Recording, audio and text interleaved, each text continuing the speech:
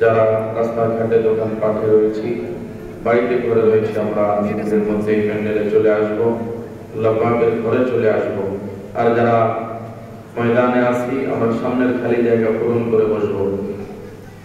মুহাব্বতের সাথে একটু মাওলা পাকের জিকির, লা ইলাহা ইল্লাল্লাহ, লা ইলাহা ইল্লাল্লাহ, লা ইলাহা ইল্লাল্লাহ, লা ইলাহা ইল্লাল্লাহ।